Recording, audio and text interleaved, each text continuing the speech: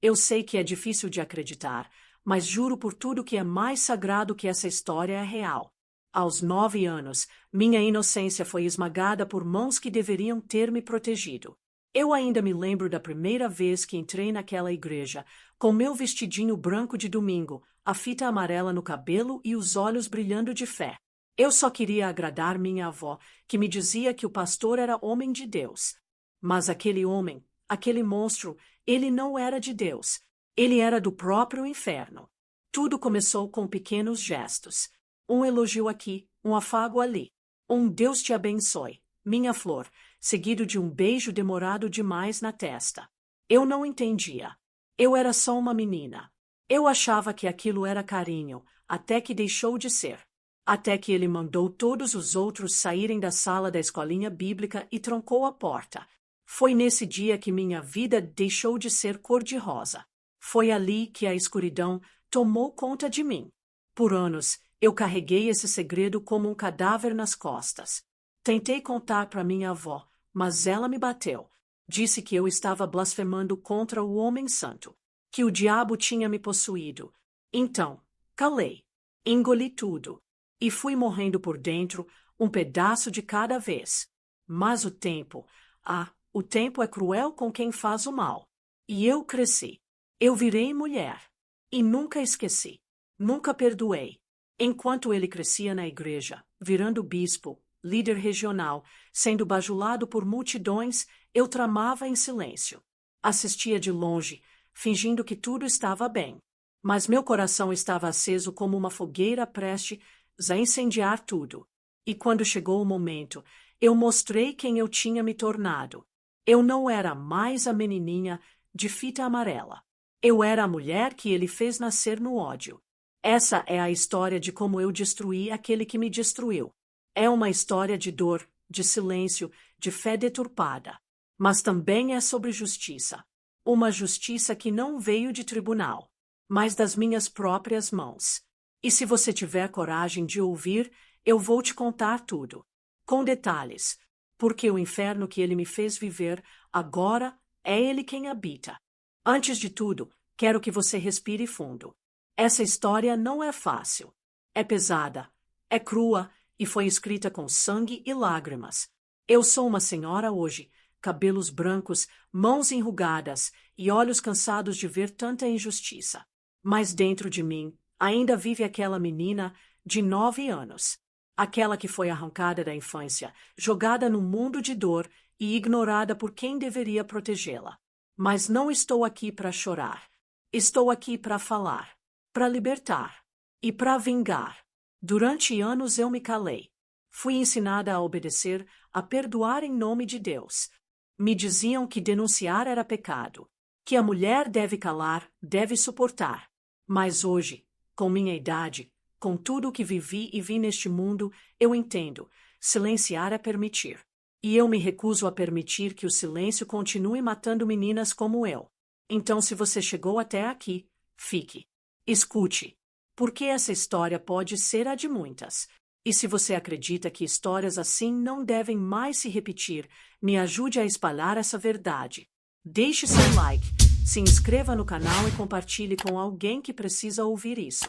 Vamos furar essa bolha de medo que nos ensinaram a aceitar. Juntas, nossas vozes ecoam mais alto que os púlpitos desses falsos profetas. Agora me diz aí nos comentários, de qual cidade e país você está me assistindo. Quero saber até onde essa minha história pode chegar. Cada lugar é uma chama nova acesa contra esse tipo de escuridão. Quero sentir que não estou sozinha mais uma vez. Que agora, depois de tantos anos, tem alguém me ouvindo. De verdade. Então segura firme. Porque o que você vai ouvir agora nunca foi dito em voz alta antes. E eu não pouparei detalhes. Porque foi nesse detalhe que minha alma sangrou. Agora, é hora de contar tudo. Sem medo. Sem perdão. Sem piedade. Acompanhe essa história até o fim. E veja como a vingança pode ser a única forma de paz. Era um domingo quente no interior de Minas Gerais, daqueles em que a poeira sobe da estrada e gruda na pele como se fizesse parte do corpo. Eu tinha 9 anos e carregava uma Bíblia velha debaixo do braço, com a capa rasgada e o nome de Jesus quase apagado. A fita amarela no meu cabelo estava desbotada, mas era tudo o que eu tinha de bonito.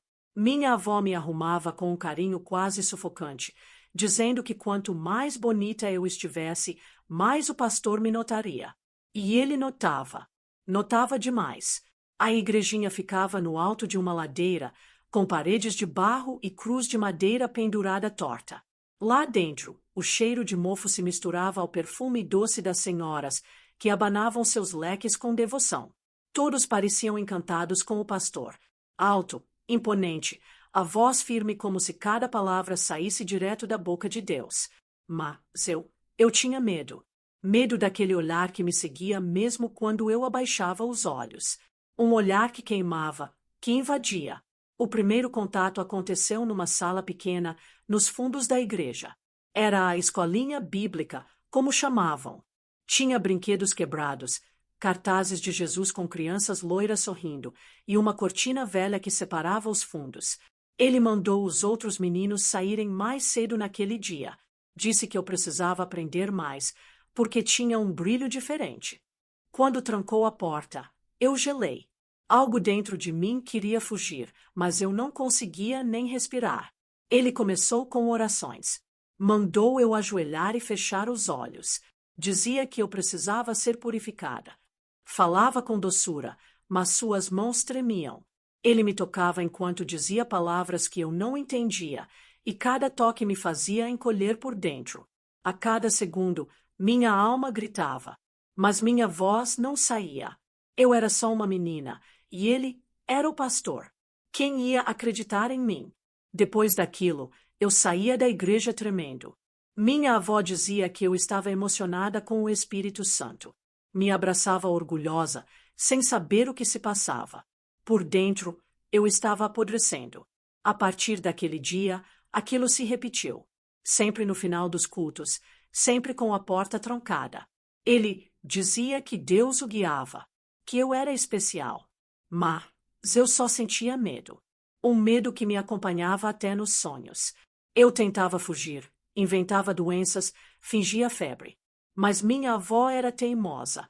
Dizia que a igreja me salvaria, que o pastor tinha planos divinos para mim. Uma vez, ousei dizer que não queria mais ir. Ela me deu um tapa tão forte que minha bochecha ficou vermelha por 2 dias. Disse que eu estava me tornando rebelde, que Satanás estava me tentando. Eu me calei, porque naquele tempo, ser criança era não ter escolha. Cada culto era um castigo.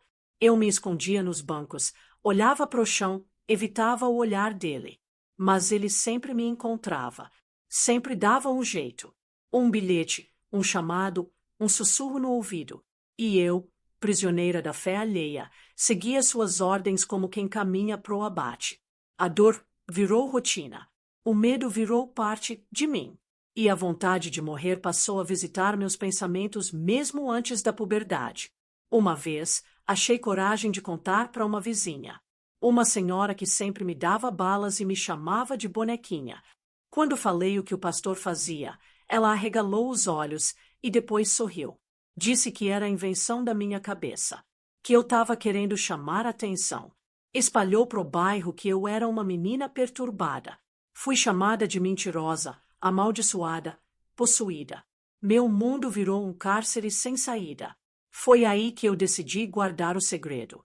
Se ninguém acreditava, que diferença fazia? Aprendi a viver com o peso, com o silêncio, com a raiva. Enterrei tudo dentro de mim e continuei a sorrir nas fotos da escola, a cantar nos cultos, a fingir que era uma criança feliz. Mas algo em mim estava mudando. A menina assustada estava morrendo. E no lugar dela, nascia uma chama escura. Uma semente de vingança.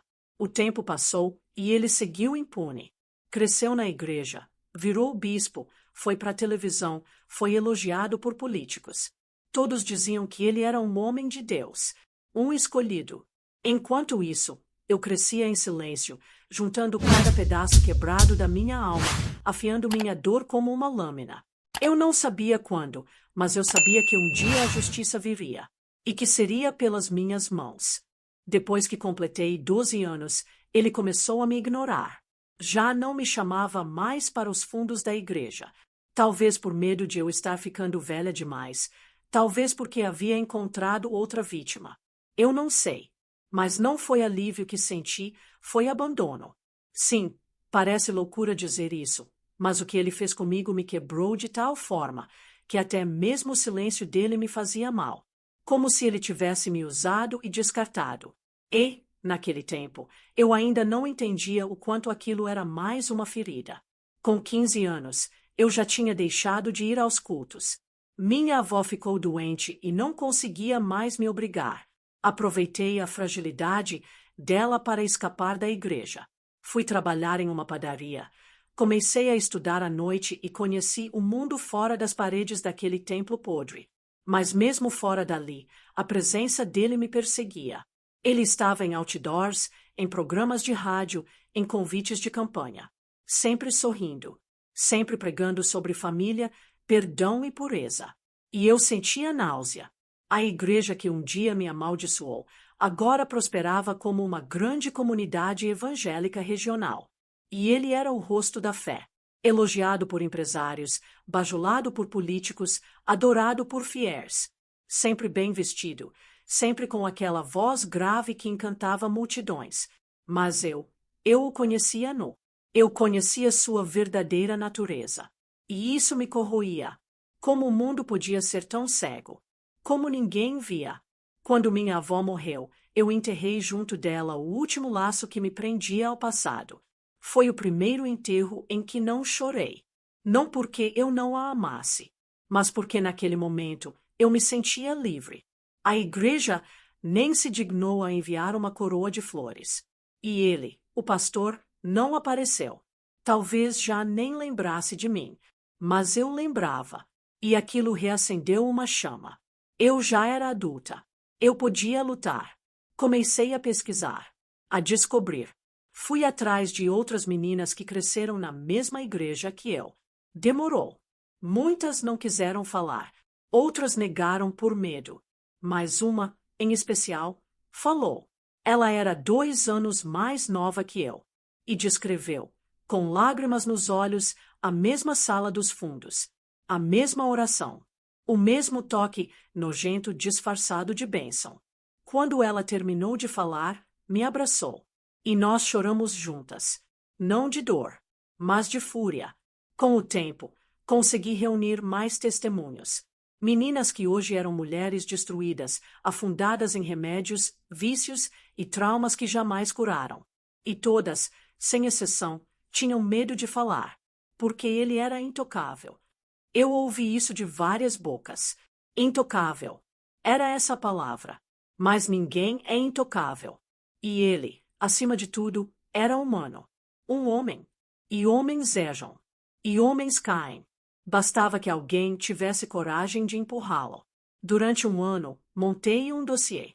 Juntei datas, nomes, testemunhos escritos, tudo com cuidado. Fiz gravações. Esperei o momento certo. Sabia que um escândalo direto podia não dar em nada. Ele tinha amigos influentes. Tinha poder. Mas eu também sabia onde doía, na reputação, no orgulho, na imagem de santo. E foi nisso que eu mirei. A ferida dele era o próprio ego, e era por aí que eu entraria. Criei um perfil falso nas redes sociais. Comecei a postar denúncias anônimas, fotos da velha igrejinha, relatos fragmentados, sem nomes, no começo, só o suficiente para gerar dúvida. Em poucos dias, os comentários explodiram. Pessoas lembrando de atitudes estranhas, de crianças que sumiram da igreja de repente, de boatos abafados. A fé da multidão começou a trincar. E onde há rachadura, a brecha para a verdade entrar. Enquanto isso, ele tentava abafar os boatos. Fez vídeos dizendo que estava sendo perseguido pelo inimigo, que o diabo estava usando mulheres rancorosas para tentar destruir sua missão. Mas era tarde. Eu tinha plantado a semente. E agora, outras vozes começavam a se erguer. Vozes que ficaram caladas por décadas. E quando uma delas tomou coragem de mostrar o rosto, tudo desmoronou. Ainda não era a hora de eu me revelar. Não ainda. Mas ver o terror nos olhos dele nas entrevistas, ver sua arrogância estremecer, foi como sentir o gosto da vingança pela primeira vez. Era doce, mas eu queria mais. Eu queria vê-lo quebrado. Sozinho. Expulso do próprio templo que construiu sobre nossas feridas. E eu estava só começando. A cada postagem, a máscara dele rachava um pouco mais. Pessoas que antes diziam amém começaram a perguntar será.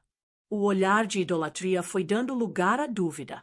Ele tentava manter a pose, sorrir nas pregações, declarar guerra espiritual contra as mentiras do demônio.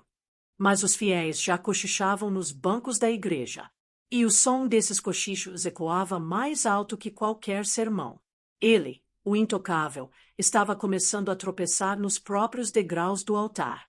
Em um domingo específico, assisti à transmissão do culto dele ao vivo, pelo celular.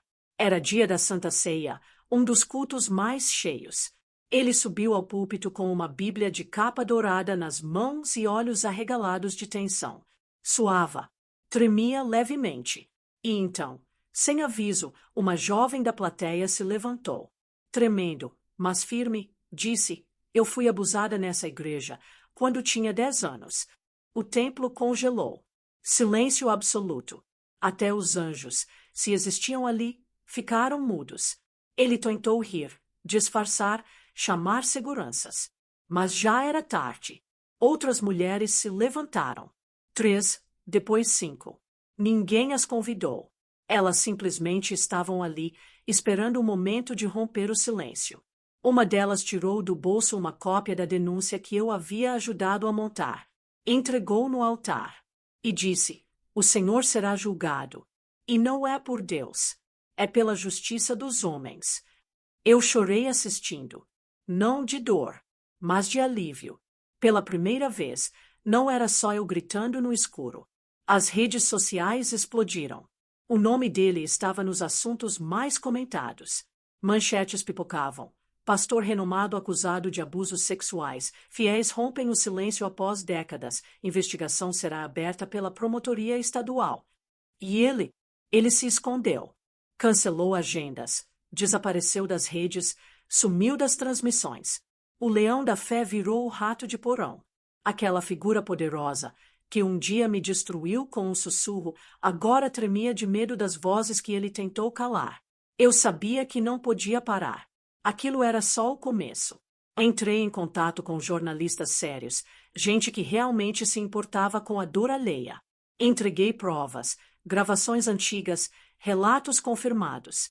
E, pela primeira vez em toda a minha vida, fui ouvida. Ouvida de verdade. Sem julgamento. Sem desconfiança. Eles prometeram sigilo até o momento certo. E eu confiei.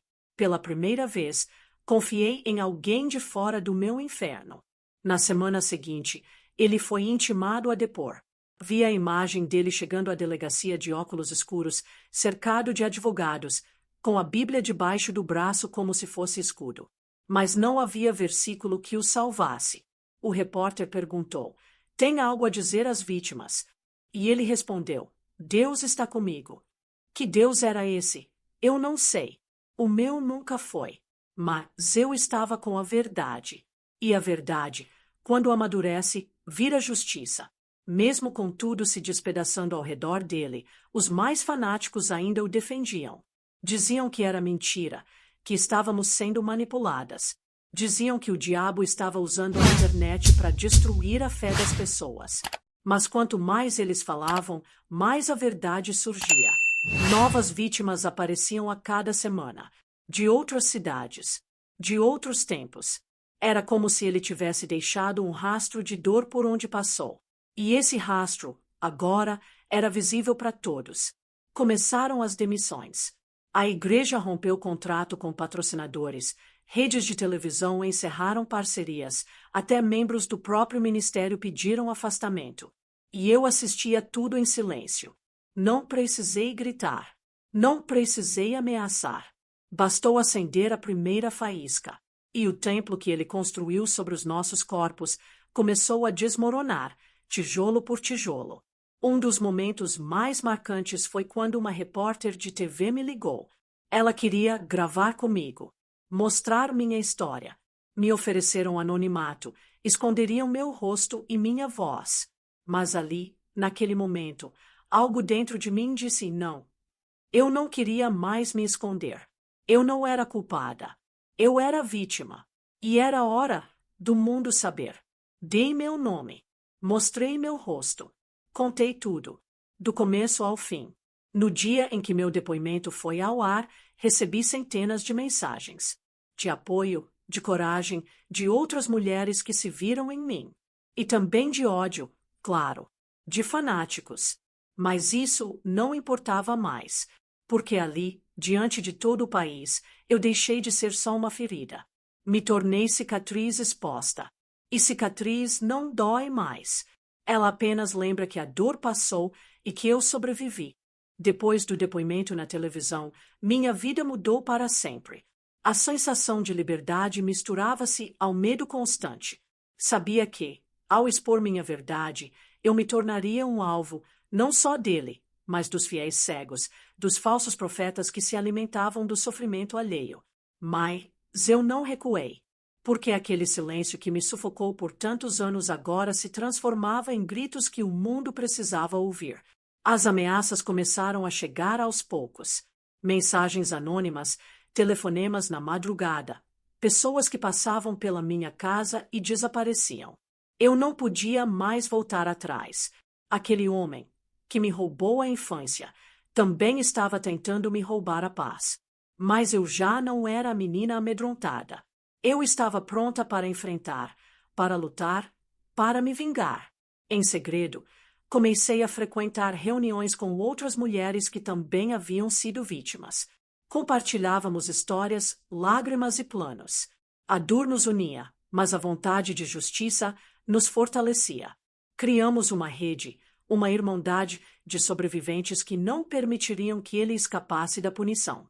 E, mais do que isso, queríamos que ele sentisse, na própria carne, o peso de cada sofrimento causado. Um dos primeiros passos da minha vingança foi derrubar a fachada de santidade que ele construíra por décadas. Criei um site, uma espécie de diário público, onde expunha provas, depoimentos e gravações. O site virou um portal para outras vítimas denunciarem. O medo dele se tornou paranoia. O homem que um dia me calou, agora tremia a cada clique, a cada nova denúncia.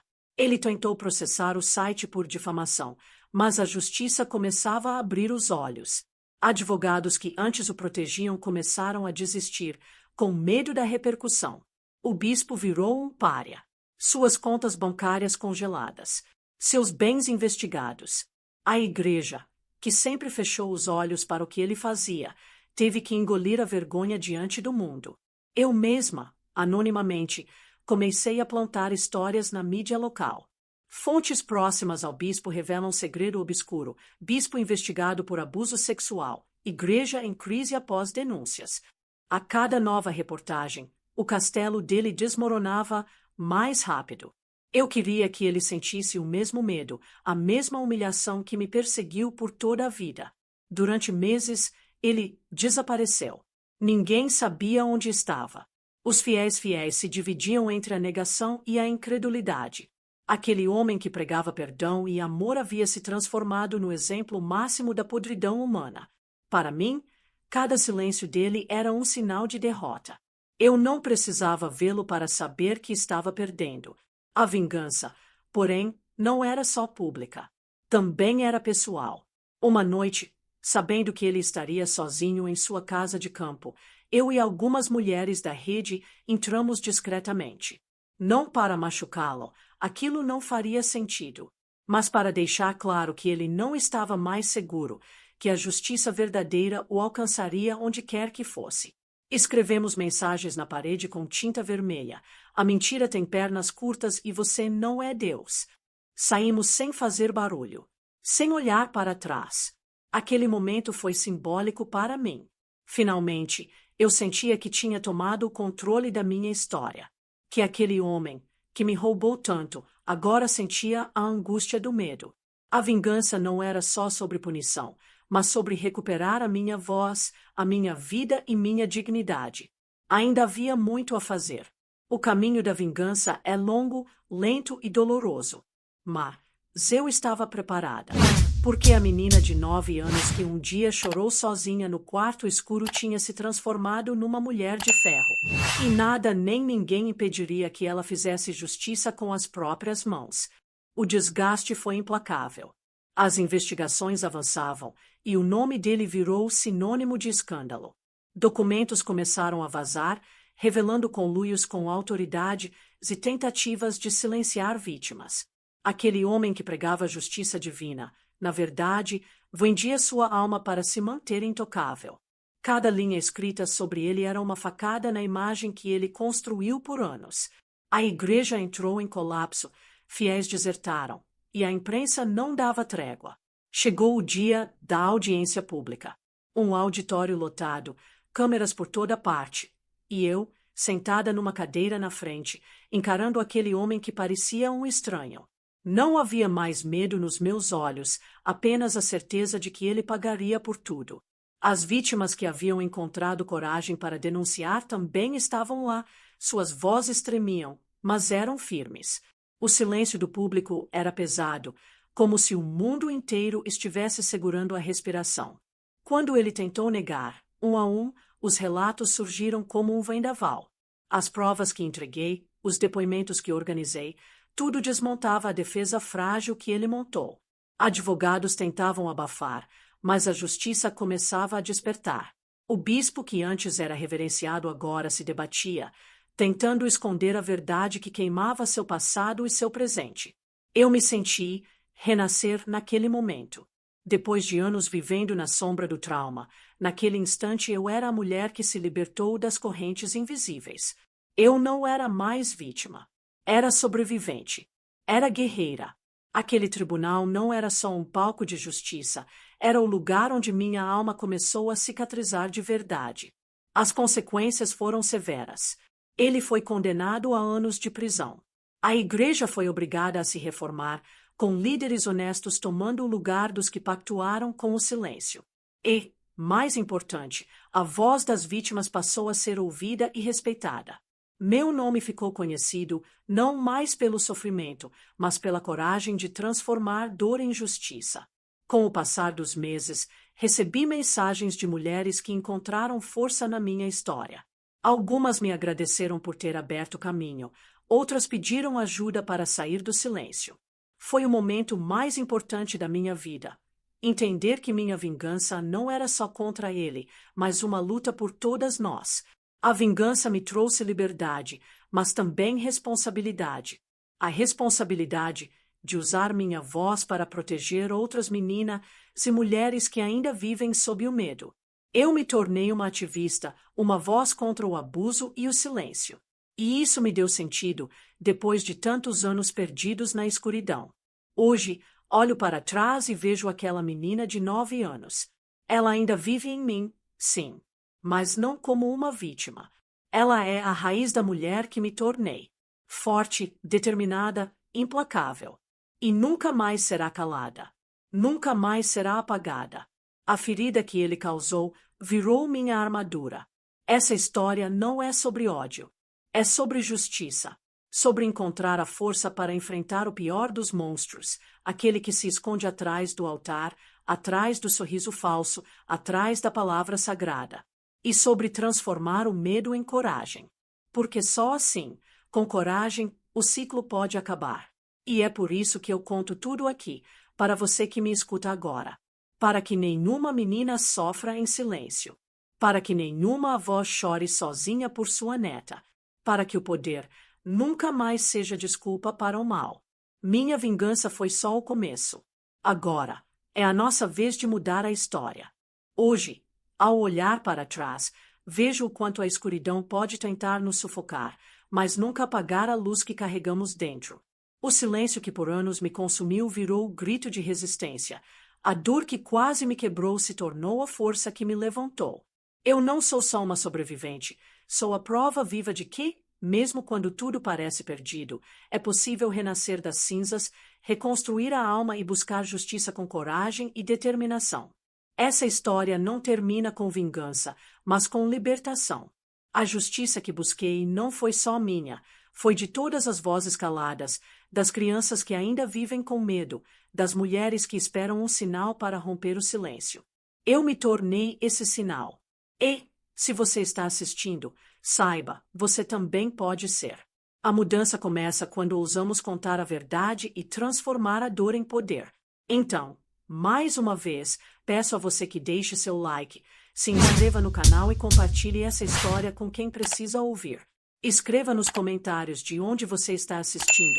Sua voz importa, seu lugar importa. Juntos, podemos derrubar os falsos profetas, abrir caminhos para a verdade e construir um mundo onde nenhuma criança precise temer o lugar que deveria ser sagrado. Porque a verdadeira fé é aquela que protege, respeita e acolhe.